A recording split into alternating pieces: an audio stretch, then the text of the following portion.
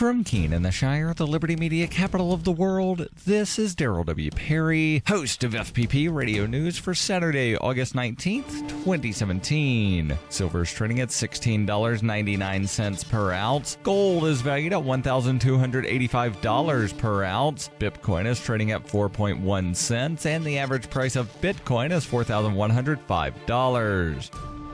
Antiwar.com reports in the course of about 10 months of invading the northern Iraqi city of Mosul, the U.S. dropped massive amounts of bombs on the city, killing massive numbers of people. But while there's at least some documentation of places they did bomb, there's little to no public information on where they tried to bomb. Lieutenant General Stephen Townsend, the U.S. commander in Iraq, is trying to declassify that information in an effort to provide the locations of bombs the U.S. dropped on Mosul that did not explode. That information obviously would be hugely important to Iraqis looking to make the city habitable again. It's something of a scandal that this is not done as a matter of course, given how deadly dud weapons can be to civilians months or even years after the war. U.S. law, however, keeps the details classified for 25 years, which in a city of over 1 million people is just way too long. The repair of Mosul, which has sustained massive damage from the protracted war, is already complicated by the Islamic State booby traps and IEDs littered around the city, and experts say there are dozens or potentially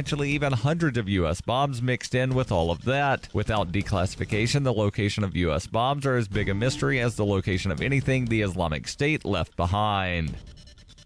Cell 411 is a free app for Android and iOS that replaces government-controlled 911. Cell 411 allows you to preset a group of friends or private organization to show up in an emergency. Cell 411 is a nightmare to the state because it proves their so-called services aren't needed. Cell 411, because your friends won't shoot you when you're in trouble. Without the government, who would build the emergency services? You and Cell 411. Get it today at getcell411.com. That's getcell411.com.